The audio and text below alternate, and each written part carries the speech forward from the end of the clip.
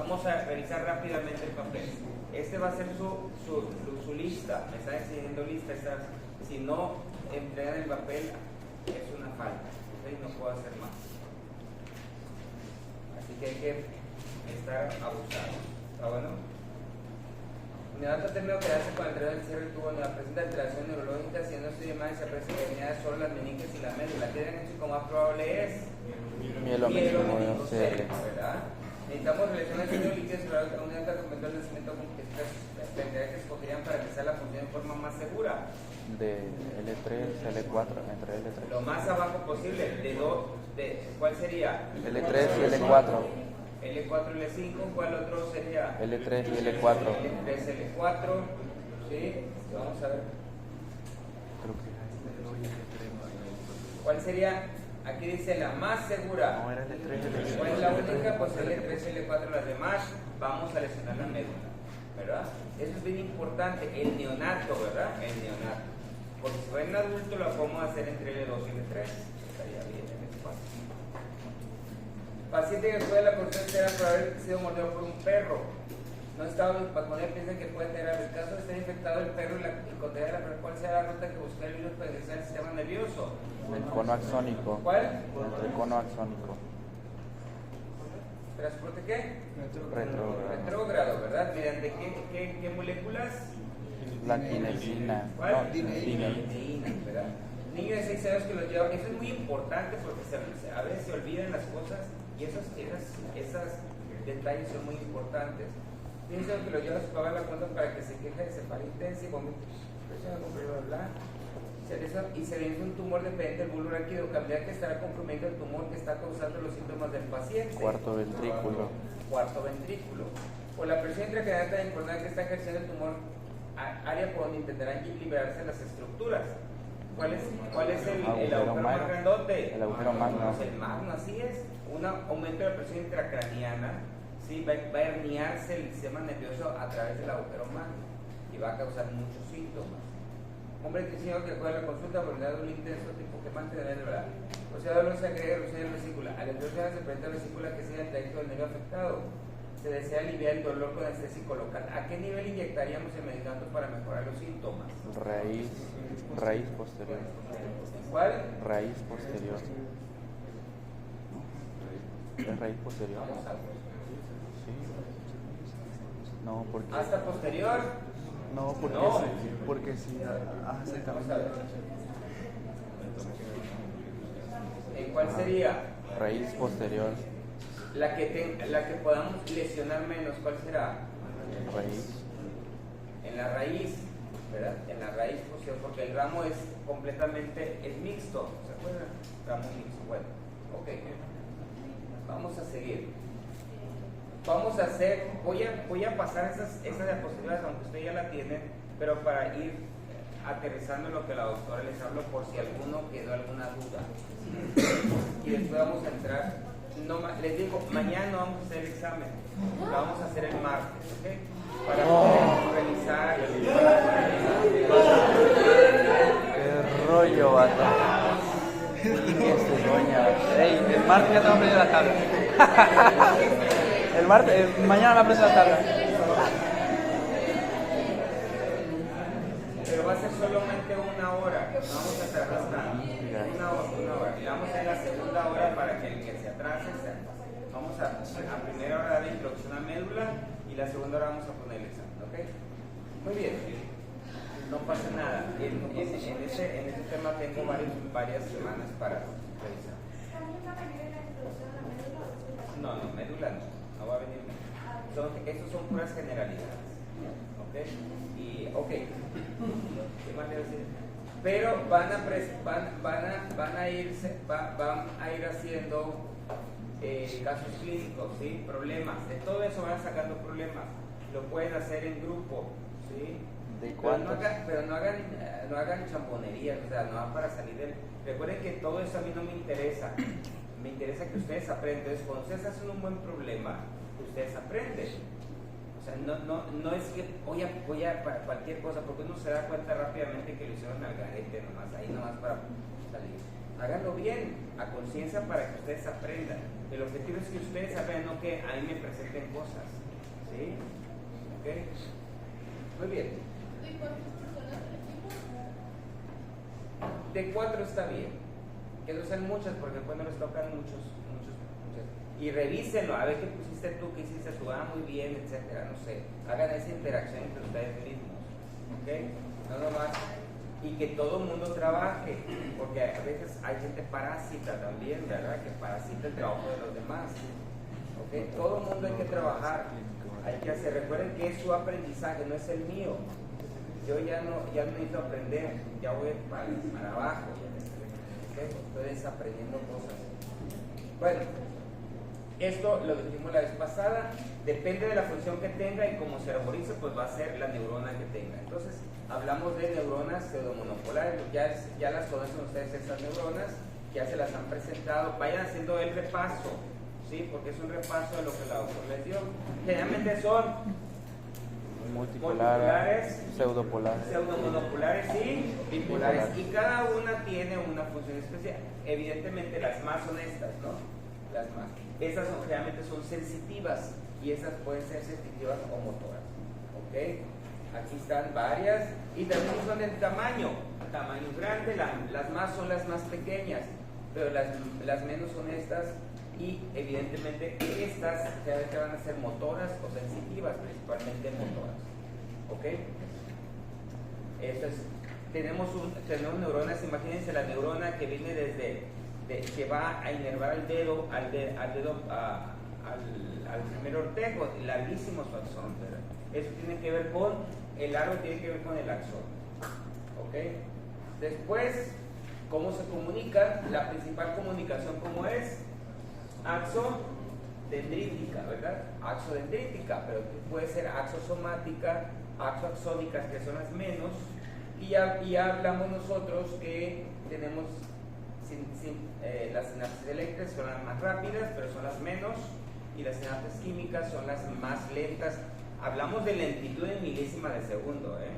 No crean que lentas, no, milésimas de segundo. ¿Okay? Aquí están, ustedes pueden ver cómo se comunican las sinapsis eléctricas, es bidireccional, ¿ok? Son canales, pero estos canales parecen poros, ¿ok? Y entonces se pueden comunicar las células, no tiene una hendidura sináptica como las otras.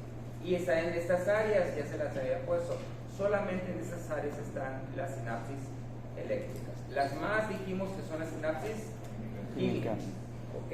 Y entonces hablamos de esta, les puse esta porque me parece una deputada muy interesante, donde quiere decir, el potencial de acción se llega al potencial, se despolariza la célula y entonces la neurona, y entonces el primer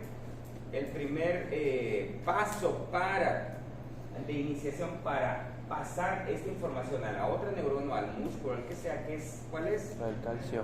La entrada de calcio.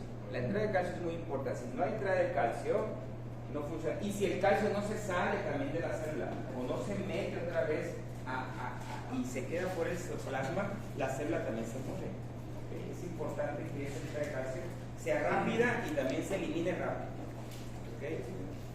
Muy bien, entonces para fin último que va a ser que la vesícula se contacte con ¿qué? Con la membrana, con el botón presináptico. No nomás se liberó y ya se acabó, no, tiene que hacer ese contacto. Y tiene que ser por medio de esas moléculas que son los receptores. ¿Okay? Y de allí, ahora sí, si todo se acopla bien, se va a liberar el neurotransmisor. Que el más abundante pues, es la acetilcolina, ya eso ya lo hemos hablado. Y entonces algunas toxinas trabajan aquí, ¿ok? Trabajan en no acoplar la vesícula con el botón presináptico. ¿Cuál es la clásica? La toxina botulínica, ¿verdad? La toxina botulínica no permite este acople, ¿ok? Las SNAP25 no permite, con la sintaxis no permite este acople, entonces con la sinaptobrevina, y entonces no se da la liberación del neurotransmisor, no se pasa la información, es por eso que el paciente queda, o sea, no hay contracción, ¿verdad? o no hay paso de la información, secreción de alguna glándula, etcétera, etcétera. ¿Ok? Muy bien. Aquí está un esquema. Recuerden que el neurotransmisor se libera, va a ir al receptor y va a abrir canales o manda información mediante un segundo mensajero hacia dentro de la célula para que se abra un canal posteriormente y entonces se haga la despolarización de la célula. Ustedes ya vieron cómo se hace el potencial de acción. Ahorita la vamos a ver en forma breve. ¿Ok? Aquí está la diferencia de sinapsis. Y entonces, aquí creo que aquí nos quedamos, ¿verdad? Los neurotransmisores. Aquí están varios neurotransmisores y cuáles a veces unos usan, ¿sí? Algunos son, como les decía, con la acetilcolina, algunas son ya aminas, algunas moléculas biogénicas que vienen de una proteína. Algunos son ya que vienen de algún aminoácido, perdón. Otros son aminoácidos, ¿ok? Y algunos otros neuropéptidos. Cuando se va a llamar neurotransmisor, cuando vaya a hacer cuando se va a liberar y vaya un receptor, ¿ok? Porque hay neuromoduladores, ¿ok? Neuromoduladores que no hacen la sinapsis como tal, ¿ok? Y aquí están los neuropéptidos que pueden ser algunos neuromoduladores también, ¿ok? No todos son neurotransmisores como tal. El neurotransmisor debe de ir a un receptor y abrir un canal o mandar una señal hacia la célula, ¿ok? Para que abra un canal eventualmente, ¿ok? Ahí están otra vez. Aminas derivados de las catecolaminas son derivadas de qué? ¿De qué? ¿Se acuerdan? Adrenérgicos. Sí, pero ¿de qué aminoácido? Sí, todas las catecolaminas, dopa, dopamina, eso lo vieron en bioquímica. Dopa, dopamina, ¿cuál? De la tirosina, ¿verdad? En cambio, la serotonina, ¿dónde viene? Del triptófano. Son aminoácidos, no son el aminoácido en sí, sino vienen de allí, ¿verdad? ¿Ok? Muy bien, aminoácidos que son el glutamato, aspartato, ¿ok? Y aquí están los inhibidores. Excitadores, el mayor excitador es el glutamato. Cuando hablan de glutamato es excitatorio, no está en grandes cantidades, pero si no en grandes cantidades, el paciente convulsiona. Y los inhibidores es el GABA en el sistema nervioso y glicina en la médula, ¿ok? Son excitatorios.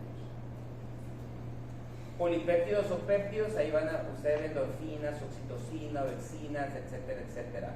Son neuromoduladores, ¿ok? Y radicales libres, como son el óxido nítrico, no se les olvide que el óxido nítrico también es un neuromodulador. Y entonces el ciclo del neurotransmisor es importante. Esto, ¿por qué? Porque hace su función y tiene que eliminarse. Porque si persiste la función, pues se agota la célula, ¿verdad? Y ahí está su síntesis que se hace en el núcleo, el empaquetamiento que se hace en lo que es el aparato de Golgi, su transporte anterógrado hacia el botón presináptico, su liberación, su fijación al receptor y su posible eliminación o su recaptación, ¿ok? Así es lo que funciona. ¿Okay? Por eso es que están unidos, ahí están todos los astrocitos, ¿verdad? El astrocito es el encargado de eliminar el neurotransmisor o la neurona lo recapta otra vez, ¿ok? Va a recaptar lo que necesite. Porque si no, imagínense un tiradero de sustancias, ¿no? De productos alimentarios. Como pueden ver ustedes aquí, vean ustedes aquí, la acetilcolina se libera, después la acetilcolina se hace la desdobla. ¿Qué se va a hacer dentro? Colina. La colina y el acetato se elimina. Se elimina en ese momento aquí, porque se va a usar para otra cosa, ¿ok? Y entonces ahora la colina vuelve a meterse por el transporte retrógrado, llega al núcleo, llega otra vez a lo que es el citoplasma y entonces vuelve a ser utilizado. ¿Okay? Todo es inteligente, ¿verdad? Y en este caso las catecolaminas, ¿qué pasa? Hace su función, pero esta ¿qué pasa? Se recapta el neurotransmisor completamente, ¿sí? ¿Ok? Hay una enzima que las puede las puede desdoblar, que es la monoamino oxidasa. ¿Ok? Monoamino oxidasa. ¿Ok? Y entonces lo recapta. Entonces, en este contexto hay varias enfermedades que podemos hablar de ellas. Díganme una, ¿cuál les dije ya? ¿Cómo se llama? Aquí las tengo, ¿sí? Para que más o menos ustedes tétanos y botulismo. ¿Sobre qué van a actuar? Son toxinas, ¿verdad? Ahí está la sinaptobrivina, ¿ok? Hay otra enfermedad, o sea, la toxina o lo que vaya a afectar puede afectar voy a poner una antes, puede afectar esto, la liberación, ¿verdad? Puede afectar ¿cuál? La eliminación, ¿verdad? La puede eliminar más rápido o no la elimina. Puede afectar ¿dónde? El acople del neurotransmisor, ¿ok? Hay toxinas que compiten en el acoplamiento del neurotransmisor. Entonces, todo eso no va a pasar la información. El objetivo es que no pasa la información. O sea, la clásica es hay enfermedades que hay anticuerpos o que eliminan el neurotransmisor o no lo permiten que se acople. ¿Cuál de esos sería una? La miastenia gravis, ¿verdad? La enfermedad de Graves, son anticuerpos, ¿verdad?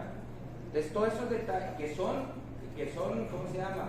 Que son enfermedades que no son tan infrecuentes, son comunes, ¿ok? Entonces, cualquier paciente que llegue y diga, es que no puedo moverme, no puedo deglutir, algo me pasa, ¿sí? Precisamente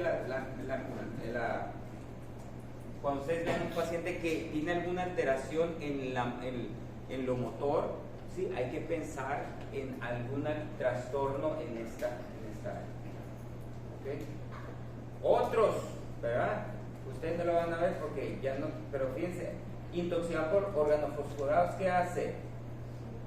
Inhibe la acetilcoglicerasa, ¿verdad? Entonces el neurotransmisor, como no se va a eliminar, pues va a ¿cómo se llama? A saturar todos los receptores y la neurona ya no se va a poder despolarizar. Porque lo que queremos es quitar el estímulo para que otra vez vuelva otro estímulo. Entonces, eso es, ya vimos botulismo, Alzheimer también, etc. Eaton Lambert, se los voy a preguntar, ¿qué es Eaton Lambert? ¿Qué hace ese anticuerpo? ¿Con qué? Inhibe los canales de calcio. Entonces, ¿qué va a pasar? Pues tampoco la información, ¿se dan cuenta? Porque el primer punto es que se abren los canales de calcio.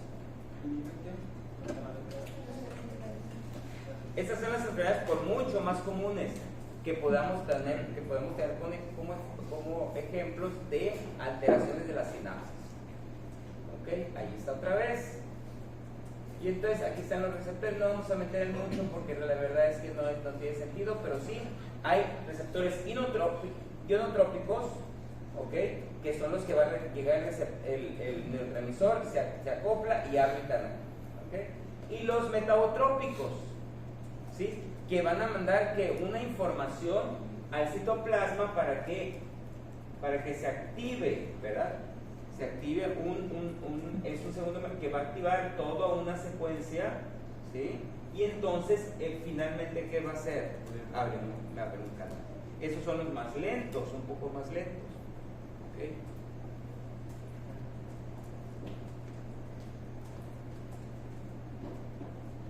Y entonces están acoplados a una proteína G que le dicen, y entonces esa proteína G va a hacer toda una serie de mecanismos. Hay varias proteínas G, ¿ok? Depende de dónde esté. Pero la idea es que eventualmente va a abrir un canal y va a ser lo mismo, ¿ok? Hablaron de la neuroglia también, muy importante. ¿Cuántas neuronas tenemos? ¿Cuántas? Muchas, ¿verdad? Muchas. Pero ¿cuántas ya las contaron? Los ganaron. 3 millones. ¿Cuántas? 3 millones. 3 millones de neuronas. 100 mil millones, ¿verdad? 100 mil, muchas neuronas. Pero si tenemos 100.000 millones de neuronas, tenemos 10 veces más neuroglia. Muchas más neuroglia. ¿Por qué? Porque la neuroglia es la que va a sostener a la neurona. Y la que le va a permitir, ¿sí?, vivir, ¿verdad? Porque la va a aislar, le va a quitar los de eso, le va a llevar nutrimentos, le va a permitir que solamente pasen ciertos nutrimentos hacia la neurona. Y esto va a ser también la barrera hematoencefálica. ¿Sí se han escuchado la barrera hematoencefálica? Pues lo hacen, ahorita vamos a ver una placa donde tenemos la barrera hematoencefálica. Entonces la neuroglia aquí está. Vean ustedes la neurona, aquí está la neurona, y entonces la neuroglia es lo que va a sostener. Y cada una, ya saben ustedes, tiene su función.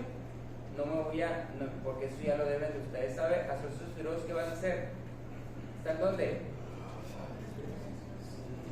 Una sinapsis. ¿Dónde? Una sinapsis. ¿Pero dónde se encuentra?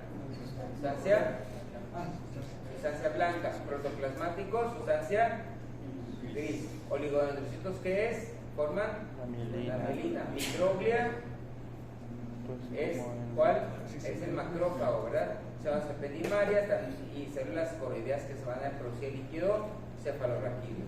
Ok, esto es bien importante, las astrocitos, porque son los que van a ¿cómo se llama?, sostener a la célula, y aparte la van a nutrir, de alguna manera van a permitir lo que va a pasar hacia la neurona, la van a limpiar. Es lo que se llama el sistema linfático, ¿verdad? En el sistema nervioso no hay sistema linfático, pero el sistema linfático, que los astrocitos, ¿sí?, antes nomás se creía que la sostenían, pero ahora ya se han estudiado que el sistema linfático hace las veces del sistema linfático en toda la economía.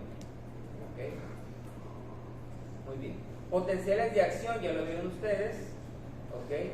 La célula está en reposo, es decir, tiene cargas, ¿no? Tiene cargas tanto positivas como negativas. ¿Cómo está dentro de la célula? Rápidamente. Negativo. Fuera está positivo. ¿Quién lo da? Si el potasio está dentro de la célula y es positivo, ¿por qué está negativa? Por los iones. Por los aniones. ¿Cuáles aniones? Rápido. ¿Cuáles son? Allí están. ¿Cuáles son aniones? Cloro. Carbonato. Lo que es las proteínas. Tiene muchas proteínas, tiene muchos aminoácidos dentro de la célula. Entonces, por eso es lo que le va a dar el componente negativo. ¿Okay? Y entonces está en una constante que, ¿verdad?, tanto eléctrico como osmótico, ¿no? ¿Verdad? De tal manera que la neurona está en equilibrio, por eso hicieron este potencial, ¿verdad? Okay, el potencial es el potencial de difusión que permite que la célula se mantenga estable, se mantenga en reposo. ¿Ok? Y entonces, pero ahora sí, ¿quién va a ser los potenciales? ¿Quién va a mover eso de tal manera que la célula se despolarice? Pues los cambios en la concentración de iones, ¿verdad? Porque la proteína no va a salir, nunca va a salir de la célula, ¿ok? Y van a ser, ¿cómo se llama? Van a tener que ser estimulados los canales para que se abran. La doctora todo eso se los habló, solamente quiero hacerlo rápido. Entonces, potencial de reposo, aquí lo pueden ver ustedes, ¿ok? Potasio más dentro y sodio más afuera. ¿Okay? Es el potencial de reposo. Y entonces hay un canal que va a permitir que empiecen a salir, ¿verdad? Que es la bomba sodio, potasio, potasio. Muy bien. Entonces, aquí está el potencial de reposo, ¿verdad? Potencial de difusión de potasio, potencial de difusión de sodio, bomba sodio, potasio, es lo que mantiene a la célula más o menos en menos 90, menos 70, otro dice menos 70. El asunto aquí es que son negativos, ¿verdad? Y están en reposo. Muy bien. Entonces, para que inicie todo el potencial, debe de empezar la célula a ser estimulada, ¿verdad? Estimulada. Si es un estímulo tan intenso, puede ser de una misma, pero generalmente son estímulos que van llegando, ¿verdad? Que van llegando a la célula. Aquí lo importante de eso es que empieza a abrirse, ¿quién? Así generalmente está en potencial en reposo, ¿verdad? El canal externo está cerrado el sodio, el canal interno del potasio está cerrado. ¿Ok? ¿Cómo vamos a empezar el potencial? Con la entrada de sodio. Abriendo el Canal de sodio. Empieza el potencial de acción, o sea, empieza a despolarizarse. ¿Ok? Si es suficiente el estímulo, entonces va a llegar a un punto más positivo de tal manera que se haga el potencial de acción completamente, se abran todos los canales. Después que llega a este punto más 30, entonces ya el canal de sodio se cierra por dentro y entonces empieza a abrirse el canal de potasio. Esto es muy fácil de entender, ¿verdad? Entonces, después ya que llega a su punto otra vez negativo, entonces se cierra, entonces ya está la célula, y toda esta parte va a ser, ese es un periodo que se llama refractario, es decir, no se puede volver a despolarizar la célula. ¿Ok? En el periodo refractario, en el periodo rojo, donde está, no se puede despolarizar. Entonces ya se hace la meseta, regresa, entonces la célula se hiperpolariza, ¿verdad? Salió mucho potasio, ¿verdad? Entonces se hizo más negativa, entonces se hiperpolariza y entonces ya se quedó el sodio afuera y el sodio adentro y el potasio afuera, entonces hay que revertir para que se vuelva a hacer potencialización. Eso ya lo conocen ustedes. ¿Ok? ¿Cuánto saca la bomba? Saca y dos potasios. Eso ya lo saben. Entonces, vean ustedes cómo la célula se puede excitar. Puede ser una sola, ¿verdad? Una sola. Pero generalmente puede ser una sumación espacial, es decir, ¿qué significa eso? Que pueden llegar varios, ¿verdad? A despolarizar a la célula. ¿Ok? Varios axones a despolarizar la célula. Eso se llama sumación espacial. O que pueden ir llegando por pausas, ¿verdad? Sumación temporal. Llega una, llega la otra, llega la otra, de tal manera que la célula se pueda despolarizar. Si el potencial, si el estímulo no es tan importante, la célula no se va a despolarizar. ¿Ok? Muy bien. Ya hablamos del potencial de acción otra vez aquí en caricatura, ¿verdad? Está en reposo. En reposo la célula, ya sabemos que la capa, eso ya lo vieron ustedes, porque está en reposo, entonces el potencial de acción lo que va a hacer es meter, ahí están entrando sodios, ahí llega, sale, y cuando ya llega a un umbral, se dispara, ¿verdad? Ahí está. Después, ¿qué sigue? Se sale el potasio. Ahí está. Y por último, la bomba sodio-potasio, ¿para qué? Para que revierta el efecto. Muy bien. Eso ya no lo voy a hablar. Entonces, aquí es importante. También aquí hay alteraciones en esta potencial de acción. ¿Cuáles son? La intoxicación por cianuro. ¿Qué hace la intoxicación por cianuro? Y evidentemente el 70% de toda la energía está en el potencial de acción. Está en la bomba sodio-potasio.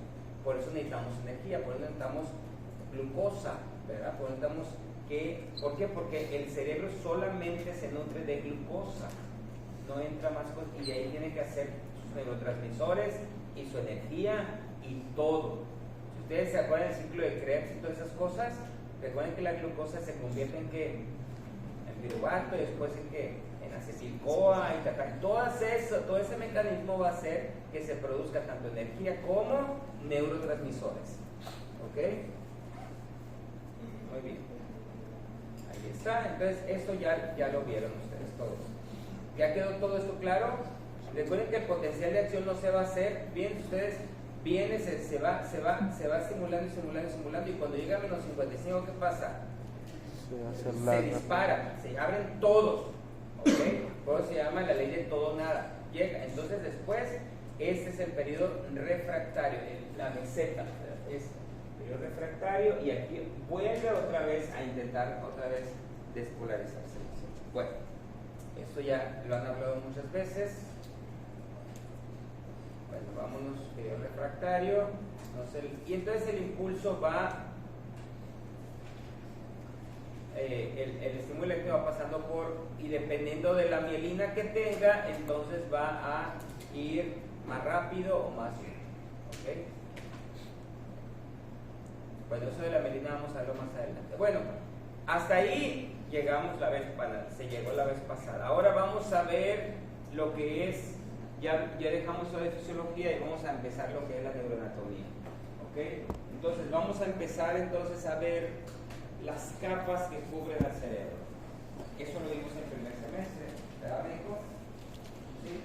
¿Por qué estás dormido? ¿Por qué estás así como medio dormido? Ya se estudió en neurociencia. Fíjense bien, dos cosas. Creemos nomás que el sistema nervioso manda información, ¿verdad? Pero no, nosotros también le mandamos información al cerebro y va a actuar en consecuencia a la información que le enviamos. Si estamos mal sentados, le mandamos información negativa, ¿sí? O estamos bien sentados. Si estamos con nuestra cara toda mustia, también le mandamos información al cerebro que, ¿sabes qué? Pues se me ha gustado muy aburrido. ¿Sabes qué? No, estoy. Le mandamos información externa al cerebro y el cerebro actúa como cosa. Entonces intenten estar en donde sea, bien sentados, con una actitud alegre, aunque no te hagan de reír, se ríen, sí. Es que se hizo el estudio al paciente le dijeron que entonces qué pasaba en el cerebro. Y le pusieron un lápiz, aunque no tenían ganas de reírse, le pusieron un lápiz y también qué pasaba en el cerebro. Y entonces se dieron cuenta que la información positiva que ustedes ejercen sobre su cuerpo manda información positiva al cerebro. Así que todo eso es neurociencia. La neurociencia ya los estudian tanto ¿cómo se llama? Las enfermedades, porque eso es lo que, sino ahora la neurociencia del bienestar. ¿Qué pasa en el cerebro si yo tengo esta actitud? ¿Qué pasa en el cerebro si yo hago esto? ¿Qué pasa en el cerebro si yo hago esto? Esa es la neurociencia. ¿Ok? Entonces ya les estoy dando, ¿cómo se llama? Detalles que ustedes hagan para que les vaya mejor. Entonces tenemos primeramente, ¿quién cubre el cerebro? Bien. ¿Está pelón aquí o qué? El cuero cabelludo, ¿verdad? El cuero cabelludo es lo primero que cubre el cerebro, ya lo vimos. ¿Sí? Vamos a irnos rápidamente, eso ya lo deben de estar en primer año. ¿Sí? ¿Cuántas capas tiene el cuero cabelludo? Ya se les olvidó todo. El cuero cabelludo, primera protección, ¿cuáles son las capas? Scalp, ¿se acuerdan de scalp? En inglés, scalp. Por eso cuando el cuero cabelludo se desprende y tenemos una lesión de un desgarrado del cuero cabelludo, se llama escalpe. Tuvo un escalpe el paciente. Eso es pura scalp. Rápido. Scalp. En inglés, skin, piel. Después, tejido conectivo, scalp. Connective tissue, ¿verdad? Aponerosis epicraniana junto con el músculo fronto-occipital. Y esas tres están unidas. Tóquense el cuero cabelludo otra vez.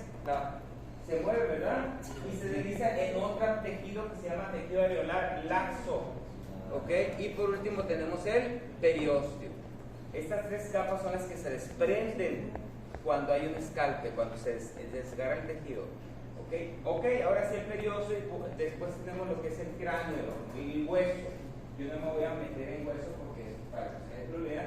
Y entonces, ahora sí tenemos lo que son las membranas, ¿verdad? Dura madre. La pia madre está íntimamente unida al sistema nervioso, ¿verdad? Ok, ahí tenemos lo que es la dura madre. Y entonces tenemos espacios, ¿se acuerdan? Espacios entre el endostio del calota y la dura madre. ¿Cómo se llama ese espacio? ¿Espacio?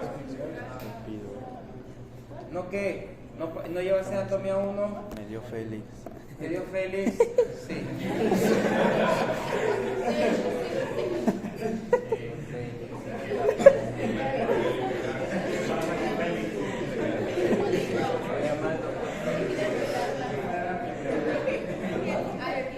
¿Espacio qué?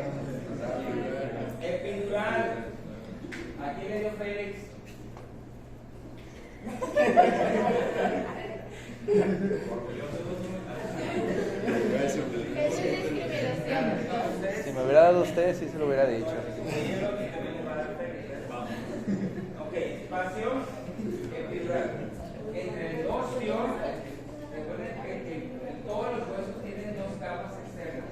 Más bien, una capa externa que es el periósteo y una capa interna que se llama endosio. Entonces, entre el endosio y la dura madre tenemos un espacio que se llama espacio epidural. Y allí van corriendo unos vasos sanguíneos, ¿verdad? Unos vasos, es muy importante, estos vasos que se llaman los vasos meningios medios. Vasos meningios medios. Ok, vasos meningios medios. ¿Y por qué se fue? Sí lo vio mal. Te salió. Vasos meningios, muy importante, eso ya lo vimos en anatomía básica. ¿Ok? Y entonces fíjense dónde está corriendo, en esta área. Sí, en esta área, ¿cómo se llama esta área? ¿Se acuerdan? La unión de cuatro huesos. Terion, ¿verdad? Terion. ¿Cuál es el hueso del terion?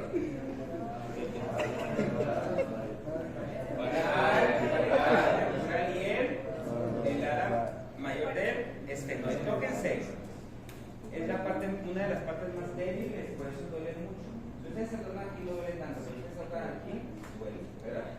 Entonces, esa es la parte débil. Imagínense, ahí va pasando justamente las vasos meningios medios. Entonces, si tenemos un golpe, ¿verdad?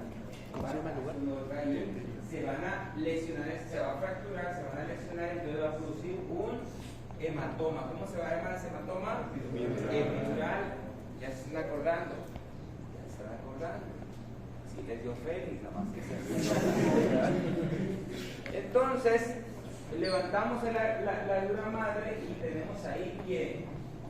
Aracnoides. ¿Okay? Entonces, hay otro espacio virtual. Virtual se dice porque sí existe, pero no existe. Es decir, no lo miramos. Pero cuando se llena de sangre, ya se hace el espacio. Entonces, aquí, entre la dura madre y aracnoides, ¿cómo se llama ese espacio por debajo de la dura madre? Subdural. Y ahí vienen esos espacios, ustedes pueden entender mucho mejor. Están pasando estos vasos, los vasos cerebrales externos van llegando a drenar ¿dónde? Al seno sagital superior. Entonces esos vasos se pueden romper también.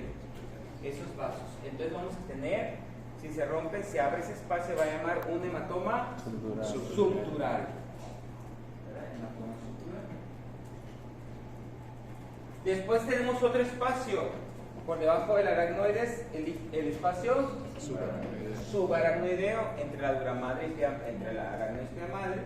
Y entonces ahí tenemos, ahí sí, ese es nuestro espacio virtual, está bien, se llama, tiene líquido, al rato vamos a ver eso, y por último la pia madre, íntimamente unida a lo que es la masa encefálica. ¿Ok?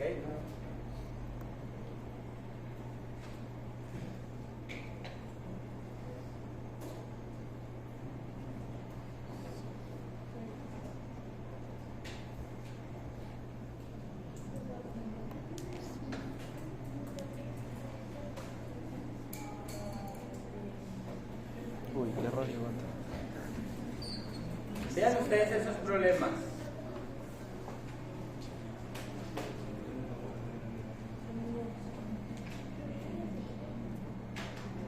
Se van agregando algunas cosas interesantes. ¿Ok? ¿Cómo está la paciente? Cefalea de inicio brusco y luego crisis convulsiva. Dice la puerta de emergencia confusa con un puntaje en la escala de cómo. Vayan a familiarizarse con esa escala. ¿Okay? Vamos a manejar escala de Glasgow. En la escala de Glasgow nos va a decir lo que es el estado de conciencia de la paciente. ¿Okay? Liquidez de nuca, cefalea intensa sin focalidad neurológica. De inicio brusco, ¿qué les parecería eso? Una paciente aparentemente sana. ¿Qué creen ustedes que podría haber pasado? Traumatismo. No tiene ningún antecedente. ¿Qué piensan ustedes que ha pasado al inicio brusco? ¿Qué está pasando con el paciente? ¿Dónde está el paciente? ¿Qué está pasando en el cerebro? Lo que le dicen un derrame. ¿Qué está pasando? Todo eso. Cefalea. Esta con cefalea intensa. ¿No? ¿Qué piensas que estará pasando? En una medida estoy de acuerdo. Algo, o sea, está empezando a aumentar la presión intracraneal. El cráneo no se puede expandir. Si empieza algo que empieza a crecer dentro o alguna cosa que empiece, algo va a pasar. Porque no hay capacidad de que está dentro de la calota, está dentro del sistema nervioso. Entonces, cuando empieza el paciente, empieza con cefalea de inicio brusco, crisis convulsivas, etcétera, etcétera, etcétera. Entonces, siempre el paciente con cefalea, hay que pensar, no que tenga. Hay que pensar que algo está expandiéndose dentro del sistema nervioso. Si nosotros descartamos eso, qué bueno, pero nadie, tiene cefalea, qué bueno, tómese una pastilla. No, hay que ver que hay signos y síntomas de hipertensión intracraneal. Y la primera, si hace inicio, yo tengo que empezar, algo se le rompió adentro, ¿verdad? Vena, etcétera. Dime. Por lo de la rigidez de la mujer, eso es síntoma de meningitis. Algo está pasando adentro que está irritando las meninges. Muy bien.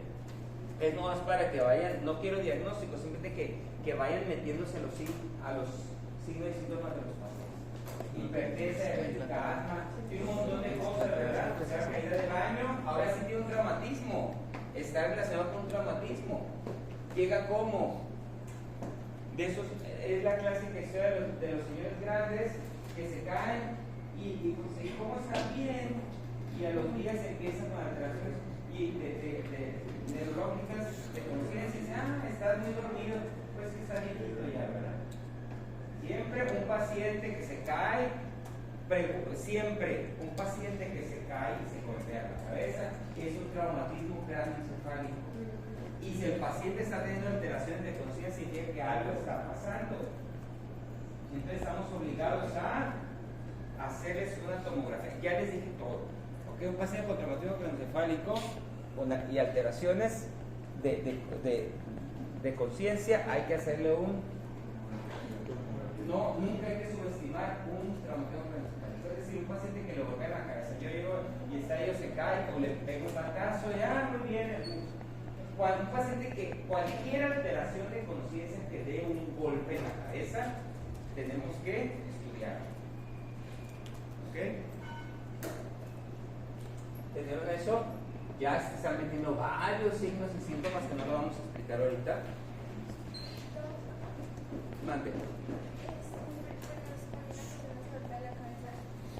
puede hacer una tomografía, pero igual una resonancia. No, tomografía. La resonancia magnética mira otras cosas. Nosotros queremos ver fractura. La resonancia magnética mira puro tejido. La tomografía mira hueso también. ¿Ok? Doctor, mande. Si el paciente se cae de su propia altura, de pie, se cae de su propia altura, queda no inconsciente, pero se haga como que, no sé, como una alteración, igual se le hace la... Alteración de conciencia, alteración de cualquiera. ¿Sí? Si pierde el conocimiento, segundo, por eso le pregunta, oye, pierde el conocimiento, no. A lo mejor es más leve, pero aún así hay que hacerlo. ¿Sí? Ok, entonces otro paciente, ¿qué dice allí? Caída de motocicleta. Golpe contra la cabeza, pérdida de conciencia inicial y posterior de aprovechamiento de Se golpeó la cabeza. urgencias. Ese paciente que le diría, fíjense, eso. Perdió el conocimiento y llegó al hospital hablando. Y de repente, ¡pum! Por eso es que siempre pérdida de conocimiento y inmediatamente la tomografía. ¿Okay? ¿Por qué? Porque puede estarse haciendo un hematoma y no nos estamos dando cuenta. Vean ustedes, de repente el paciente ya está en Glasgow de 6. Ya vamos a estudiar el Glasgow y el Glasgow de 6 es prácticamente sin respuesta. ¿Okay? Otro.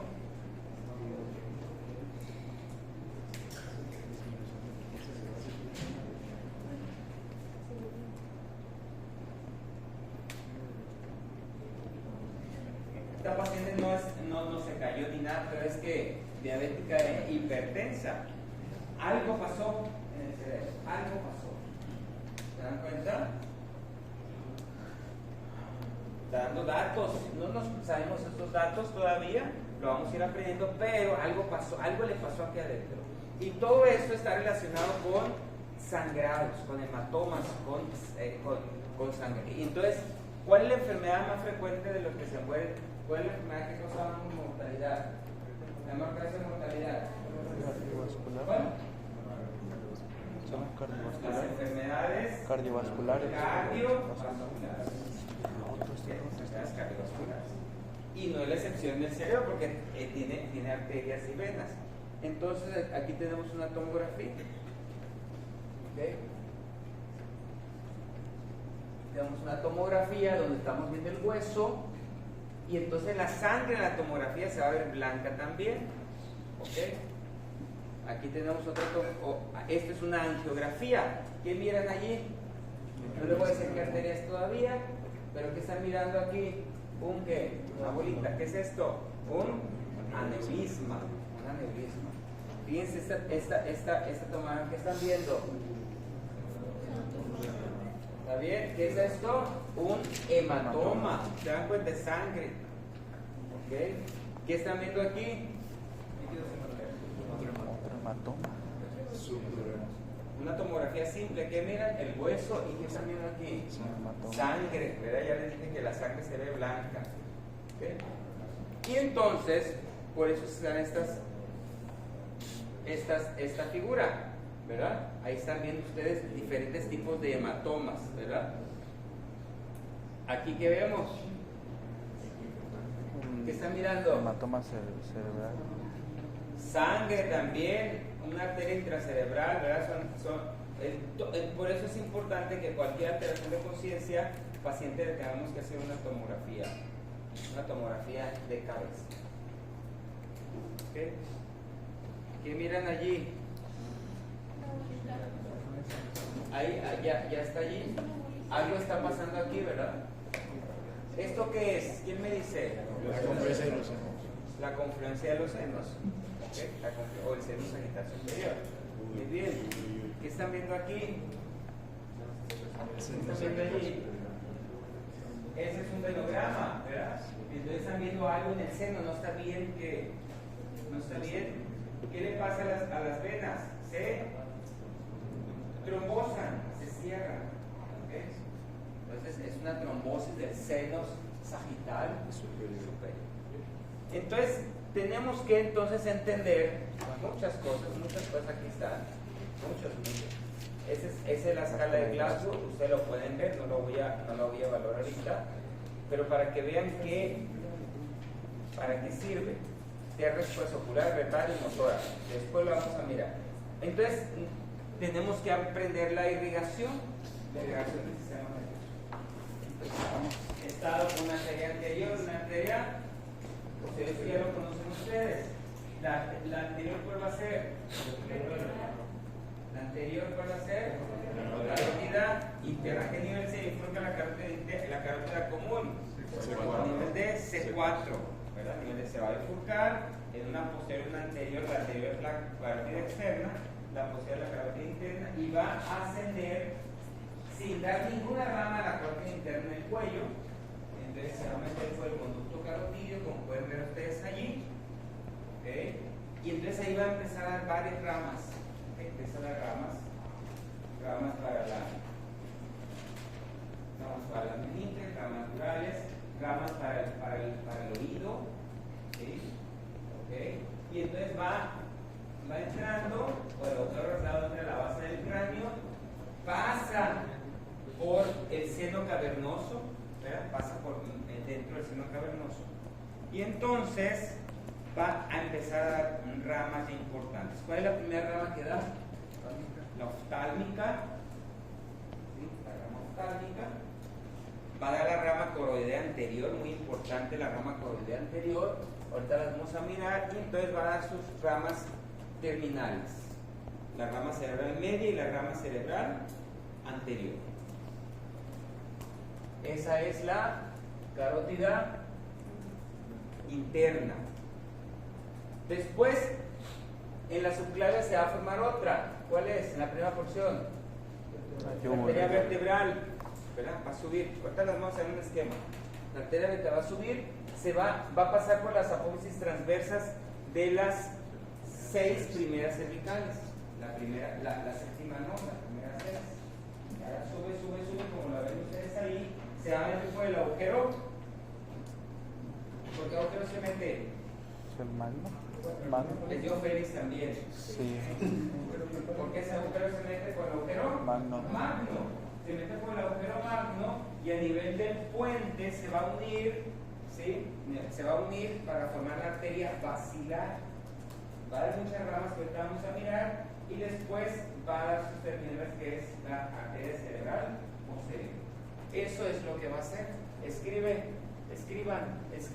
algo que escriban está bien. No están mirándome. No me miren. Eso ya me lo sé yo. Ustedes lo tienen que aprender. Entonces ahí está esquemáticamente. Vamos a ir definiendo cada una de ellas. Vamos a empezar por la vertebral. Si ustedes se dan cuenta, aquí está la vertebral. ¿Okay? Aquí está la vertebral. Y entonces la vertebral va a dar una rama que es esta, que es la arteria espinal anterior, que se va a ir por el borde anterior de quién, de la médula. ¿De dónde se origina la arteria espinal anterior? Que va a irrigar toda la parte anterior de la médula, de las arterias vertebrales antes, ¿sí? De las arterias vertebrales antes de que se formen, ¿sí? La arteria basilar. Ahí está, la arteria cerebral anterior. Perdón, la arteria espinal anterior. Después, antes de que se una, va a dar otra arteria, que es la arteria cerebelar posterior e inferior. ¿Ok? Arteria cerebelar posterior e inferior, esa arteria. Como su nombre lo dice, ¿verdad? Va a irrigar el cerebelo, pero también va a irrigar al bulbo raquídeo. ¿Ok? Y de esa arteria van a formarse dos arterias espinales posteriores. Entonces hay una arteria espinal anterior y dos arterias espinales posteriores. ¿Y se originan de quién? De la cerebelar posterior e inferior.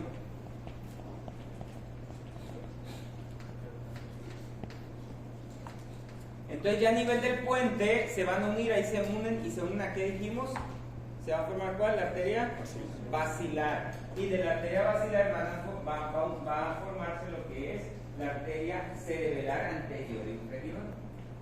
¿Ok? Arteria anterior e inferior.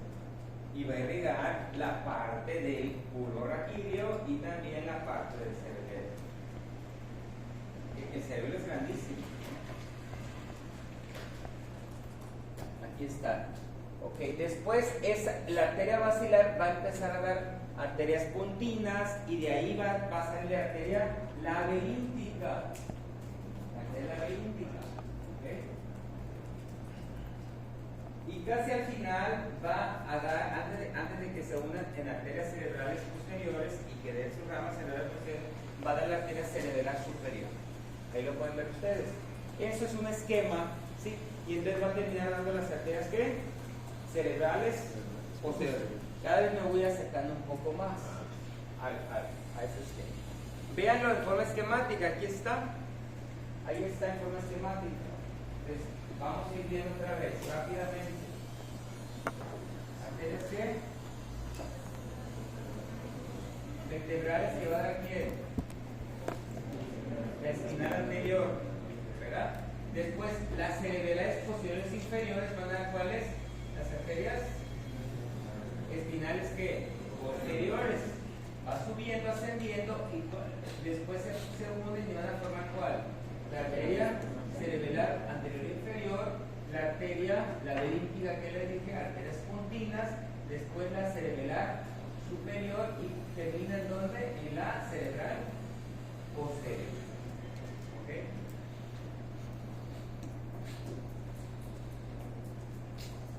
En la base del cráneo, justamente al lado del quiasma óptico y en lo que es la silla turca, se va a formar lo que es el polígono de Willis o el polígono cerebral. Vamos a ver, aquí está.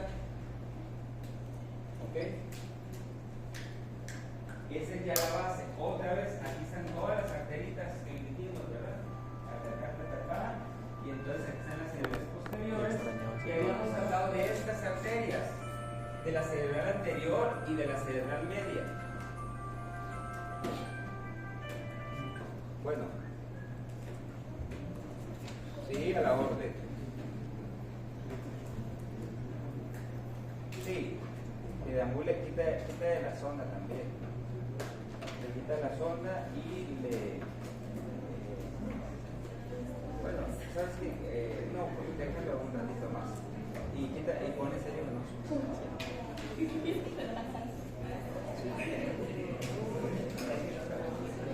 Yo Ok, próximamente, si quieren. vamos a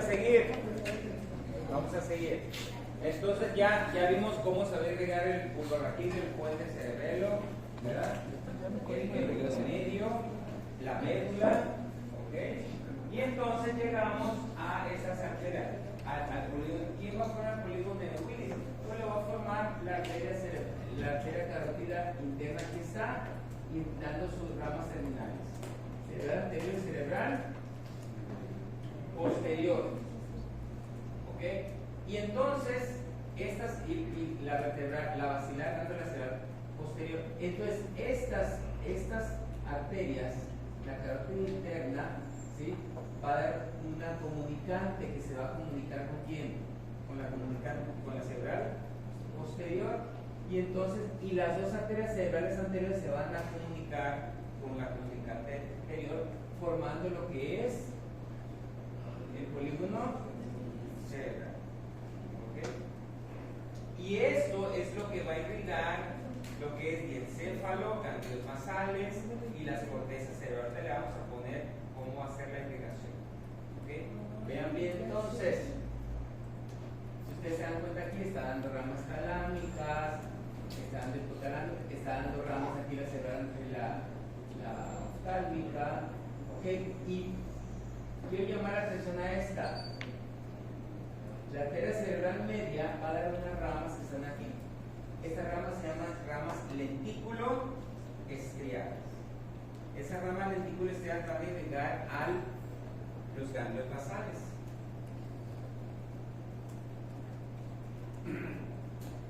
Y entonces, esas arterias, se los voy a preguntar en el examen, son muy sensibles a la hipertensión, a los aumentos bruscos de arterias, y pueden romperse. ¿Okay? Se rompen y producen hematomas.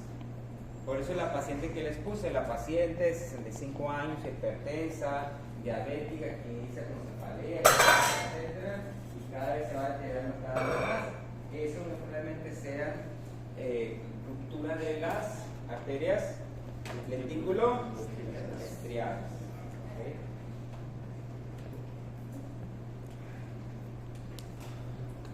Todas esas arterias, antes de pasar a la masa encefálica, van a perforar lo que es el espacio subaracnoideo. ¿Okay? Todas estas pasan, para llegar a la masa encefálica tienen que pasar ¿por dónde?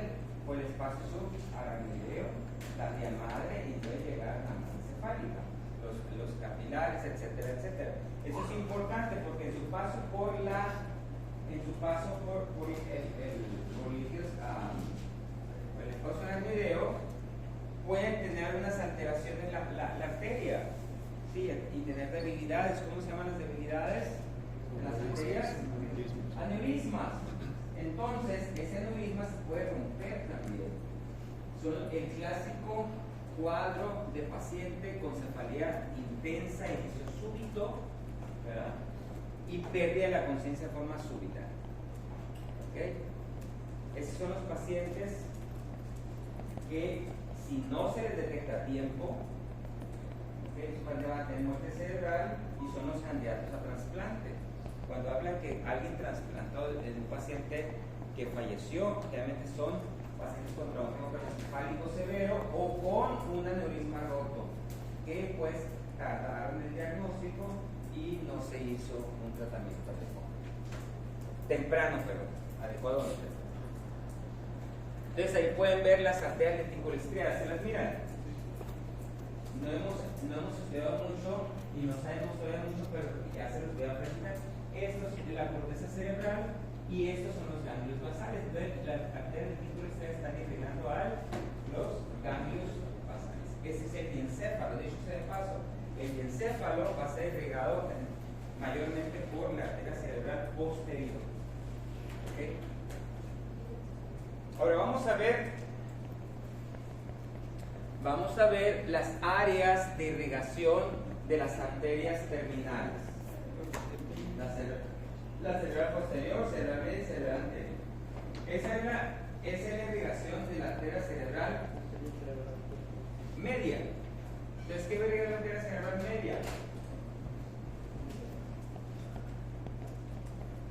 Toda la parte externa, la ínsula que está aquí, toda la parte externa, ¿ven? La corteza externa. Si uno se pone aquí la mano, así esto, ¿verdad? Esto. Toda la parte externa, tanto del frontal como del parietal y del temporal. ¿Okay? Toda la parte. Esa es la extensión de la cerebral media. Y cuando veamos corteza y las funciones, entonces van a decir, si hay una alteración de esto, me va a alterar esto. Se lo voy a adelantar. Aquí tenemos la corteza somatosensitiva. Y aquí en esta área, que representa a lo que es la cara, el miembro superior y parte del tronco. Si yo tengo una alteración en esta área, pues ¿qué voy a tener lesionado? Por eso ahí decía, y tú no puedes mover el brazo, no puedes. Sí, eso es un evento vascular cerebral. Entonces, cuando depende de los síntomas, puedo definir qué parte de qué arteria está con problema. ¿Ok? Muy bien. Vamos a seguir. Esta es la extensión de la arteria cerebral anterior, la parte medial. ¿Okay? Los dos hemisferios cerebrales están unidos por un cuerpo calloso. Es este cuerpo calloso. Ya lo vamos a estudiar. Ese es el diencéfalo. Y entonces la arteria cerebral anterior está bien su irrigación. ¿Okay? Es toda la parte anterior. Solamente como comentario, también el cuerpo tiene representación aquí en esta corteza y tiene representación de la pelvis hacia abajo. Entonces, si yo tengo una alteración de la arteria cerebral anterior, voy a tener alteraciones de qué? De mi miembro inferior superior, perdón, inferior, derecho, izquierdo, frente de la arteria. ¿Okay? Y por último, tengo la arteria cerebral posterior, aquí está, y esta va a tener representación con el occipital. ¿Okay? Entonces, si yo tengo una, ¿y qué hay en el occipital? La visión, ¿verdad? Para representar la visión, algunas otras cosas, pero la visión específicamente, y entonces voy a tener alteraciones de visión. Ahora, las arterias no están, los capilares no están como en otras células, no están unidos, sino relacionados íntimamente con la neurona, no puede, ¿sí? No puede estar relacionado. Entonces, ¿cómo está allí? ¿Quién lo aísla? El capilar de la neurona, los astrocitos. Y estos astrocitos, ¿sí? Son como pies, aquí está el cuerpo y estos son los pies. Esta es la barrera hematoencefálica. Significa que la barrera hematoencefálica solamente va a dejar pasar las sustancias que la neurona necesite, no deja pasar otras cosas. El capilar en cualquier parte del cuerpo deja pasar aminoácidos, proteínas, lo que sea. Pero aquí no, la barrera hematoencefálica para eso sirve. ¿Por qué? Porque la neurona es muy sensible a cualquier cosa. Entonces, ¿qué va a dejar pasar? ¿Qué va a dejar pasar? ¿Qué creen que va a dejar pasar? Sangre. Moléculas muy pequeñas, ¿okay? O moléculas que sean liposolubles. ¿Okay? ¿Y qué pasa? Los nutrientes ¿qué nutrientes se perdona. Glucosa, oxígeno, agua. ¿Verdad? No entra más. De ahí tiene que ser, ese es el sustrato. Y también cuerpos cetónicos. Cuando ayunamos, si no hay glucosa, cuerpos cetónicos.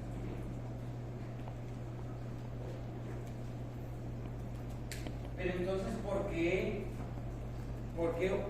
Y bueno, y no deja pasar antibióticos. El antibiótico debe estar muy específico. Pero, medicamentos, ¿verdad? Medicamentos casi no permite. Solamente algunos que tengan características para que pueda cruzar esta barrera. ¿Sí? ¿Okay? Anticonvulsivantes, etcétera. ¿No? Que tengan características. Pero también pasan cosas como, ¿qué otra cosa pasa? Las drogas, alcohol, todo lo que sea drogas. ¿Por qué pasa?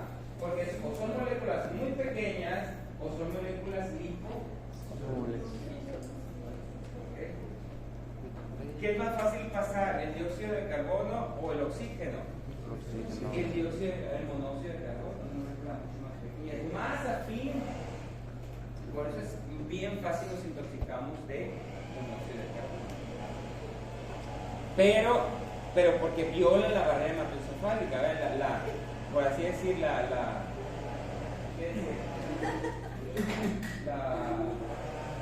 esquiva, no sé, de alguna manera, ¿verdad?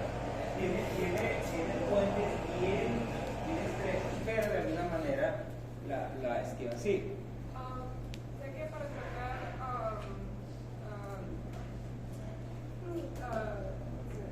migrañas se les da a pacientes magnesio. ¿Cómo es que eso no se puede por ahí? O no. Algunos minerales sí pueden pasar también. ¿Sí? Son moléculas muy pequeñas. Se necesita también en el sistema nervioso. Sodio, potasio, ¿verdad? También eso pasa. Pues son moléculas muy pequeñas. Y aquí lo pueden ver ustedes, ¿verdad? No todo le pasa, no todo pasa. ¿Verdad? Algunas moléculas que son muy pequeñitas pueden pasar. ¿Okay? Y eso gracias a quién? Al astrocito. ¿Okay? Al astrocito. Eso es lo que le hace, los pies del astrocito hace que allí no pasen sustancias. Pero desafortunadamente, pues todas las drogas sí, ¿no? Todas las drogas es un relajo con eso. Así que, ya saben, ¿sí? Guerra avisada no mata soldado. Hay que estar libre de todo eso, de adicciones, tabaco, alcohol y todo lo demás. Porque una cosa lleva a otra. Una cosa lleva a otra. Bueno, vamos entonces a ver ahora, si ya tenemos la irrigación, ya vamos al drenaje venoso. Drenaje venoso. Ya lo hemos leído. ¿Dónde termina todo el drenaje venoso? ¿Dónde termina?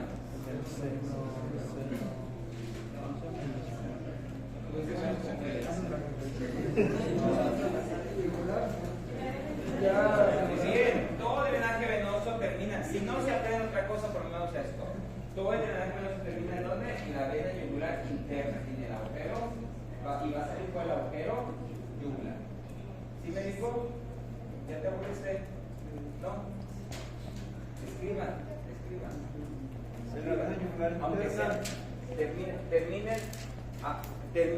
termínense los cuadernos en compra. ¿En qué agujero termina?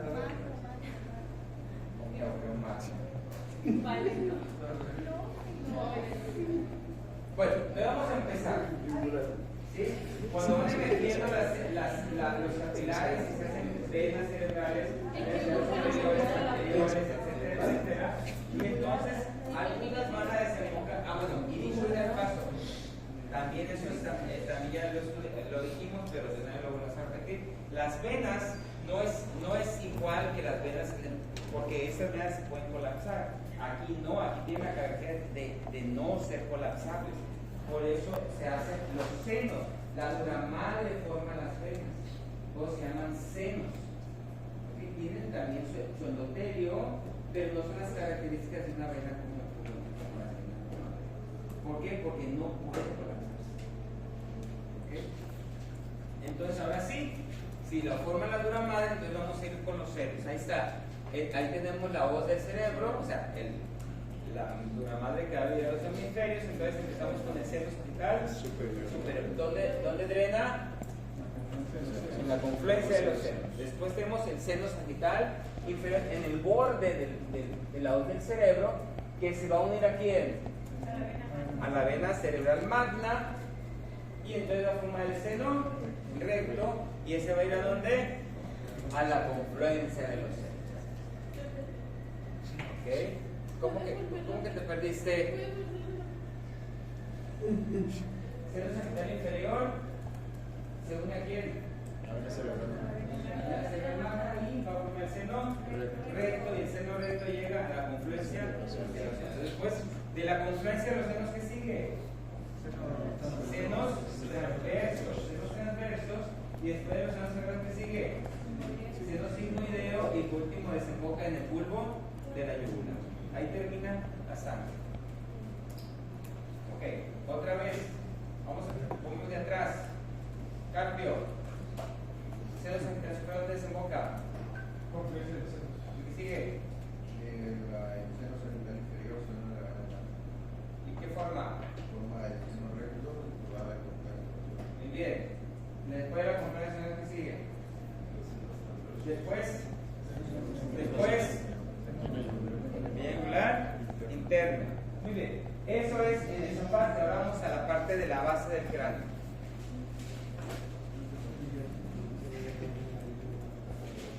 Ahí está. Ok, entonces, esa es la base del cráneo. Todo evidentemente va a llegar a la confluencia de los, al seno sigmoideo eventualmente, y después a la vena yugular, ¿verdad? Ahí desembocamos todo. Canales. ¿Dónde andas? En el valle. A regresar. Entonces, empezamos de la parte anterior hasta la parte posterior.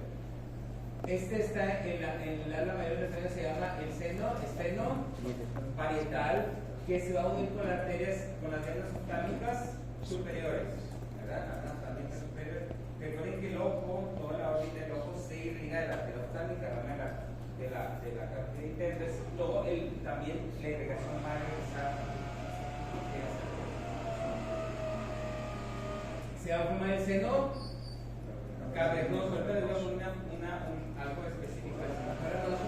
Después del seno cavernoso se forman dos senos: el seno petroso superior, que va al transverso, y el seno petroso superior, que va al sigmoideo, y ahí se van a ir drenando todas las venas, y entonces todo termina en el seno sigmoideo, ¿verdad? Porque el seno transverso, sigmoideo, y ahí se va. ¿Ok? Muy bien. Ahora les voy a poner algo sobre el seno cavernoso. Aquí está. ¿Qué función tiene el seno cavernoso?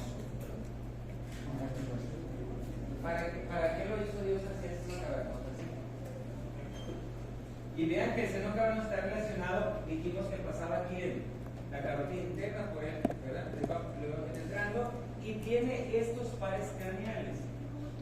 Que no es que lo más importante, sino el que está dentro del seno cavernoso va a ser el par craneal, el nervio abducens, el sexto par craneal. Eso es muy importante. Pero ¿qué función tiene? ¿Qué función tiene todo el líquido del y específicamente allí? Tú me dijiste algo que es importante.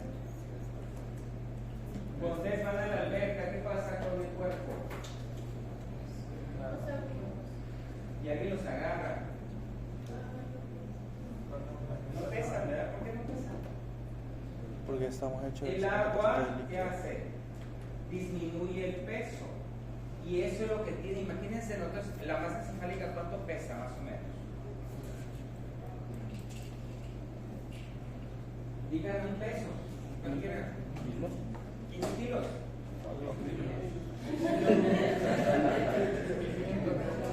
1,5 kilos está bien, 1,400, 1,350 está bien, en las mujeres un poquito más pequeña, de menos peso que el hombre, pero con todo esto y con el líquido cefalorraquídeo lo va a amortiguar, entonces va a disminuir el peso a 50 gramos.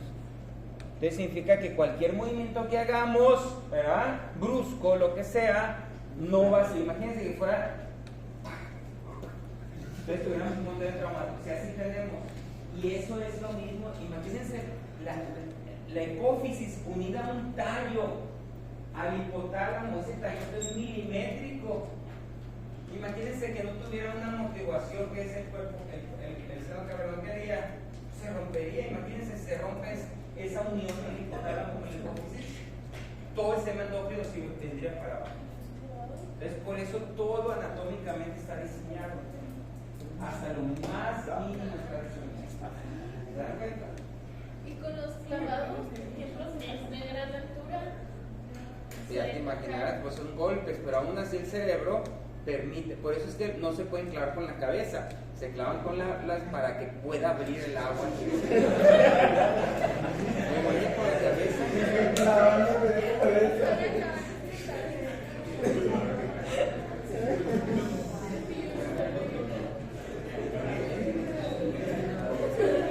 Ahora, ahí tenemos, entonces, ¿cómo se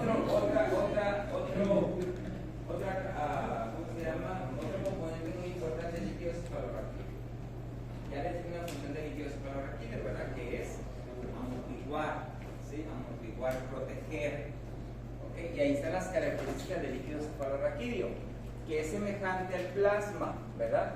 Los componentes del líquido cefalorraquídeo son semejantes al plasma, con excepción de que casi no tiene proteínas.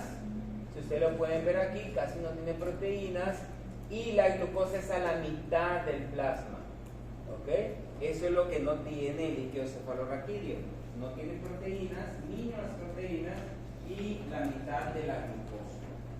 Todo lo demás es semejante. Es un líquido claro, ¿ok? Líquido claro, se llama agua de roca, ¿verdad? Y con esas características electrolíticas. Okay, ¿cuánto se forma el líquido? Y es un líquido que está formando en forma constante. Que tiene en forma constante, ¿verdad? Se está produciendo en forma constante. ¿Quién forma el líquido cefalorraquídeo? Los plexos coroideos de los 4 ventrículos, principalmente de los ventrículos laterales. Y por eso hay arterias coroideas anteriores y arterias coroideas posteriores, para irrigar este plexo coroideo y entonces que forme lo que es el líquido cefalorraquídeo. Nadie me dijo cuánto. 500 mililitros al día. 500 mililitros al día, medio litro al día, en forma constante. Y tiene una, como ustedes pueden ver ahí, ya lo vimos en primer año, esa es la placa que les puse en el examen, ¿se acuerdan? Entonces tiene una dirección constante, unidireccional, no se regresa. No me acuerdo de eso. Entonces inicia en los ventrículos, vamos a ver por qué ya lo saben. Ventrículos, después se va. ¿A dónde se va? ¿Dónde estabas? Estabas hasta entrar en Celón. Rápido ahí yo no estaba. Eso ya neurológicamente ya lo descubrieron. Sí, que nuestra mente es capaz de divagar si usted no tiene la capacidad de enfoque y de concentración. Divaga, se va a la mente, ¿verdad? Y pareciera que está en paz, él estaba en silencio, tranquilo.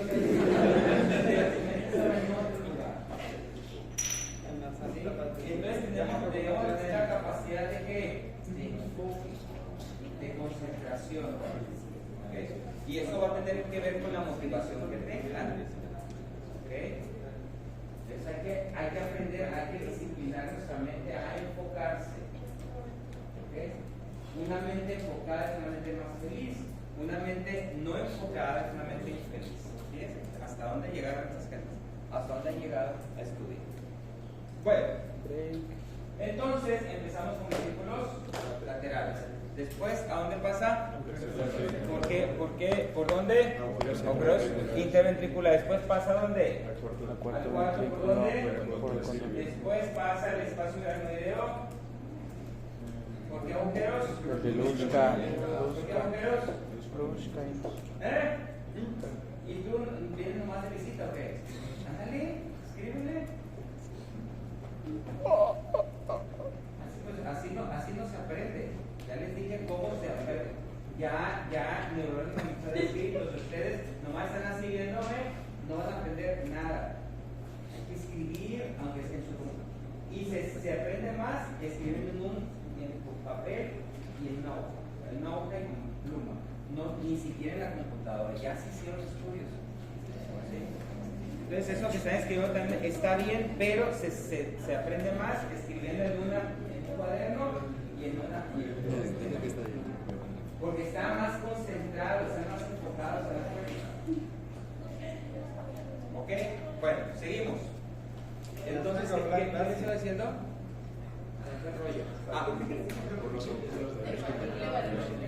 Estamos hablando de video, ¿verdad? Me ayuda a ver qué. Luzca y Luzca. ¿Cuánto es de Luzca? ¿Cuánto es de Luzca? 2. ¿Y de Mayendi? 1. M, medio, Mayendi, medial 1, laterales Luzca 2. ¿Ok? Y entonces va a ir a todo el espacio grande de video. Todo el espacio grande de video y va a desembocar ¿dónde? ¿Dónde desemboca? Seno sagital superior. ¿Mediante qué válvulas? Petit, ¿qué válvulas? ¿Qué válvulas? ¿Guilhem? ¿Qué? ¿Qué válvulas? No. ¿Cuál es tu nombre? Mediante las granulaciones arraquídeas. Recuerden que esto es constante y tiene una presión constante también. ¿Cuánto es la presión del líquido cefalorraquídeo? ¿A cuánta presión está corriendo? Búsquenlo. Búsquenlo. 50 centímetros de qué?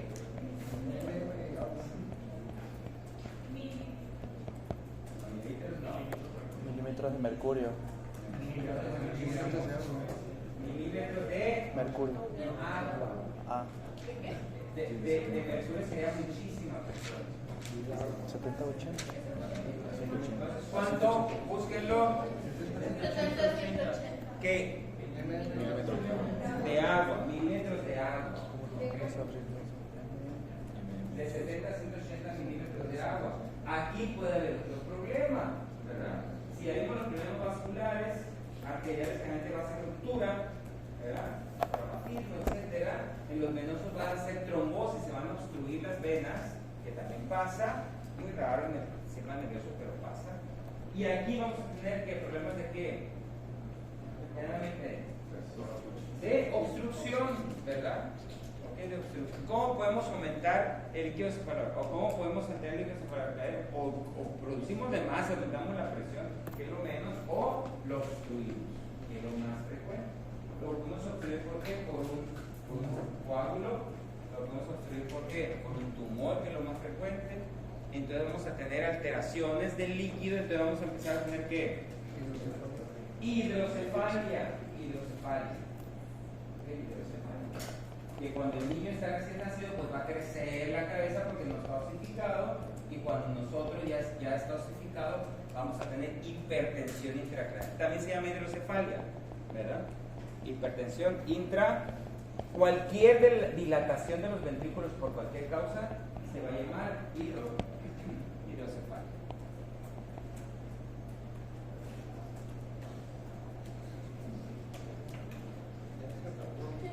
¿Ya se acabó?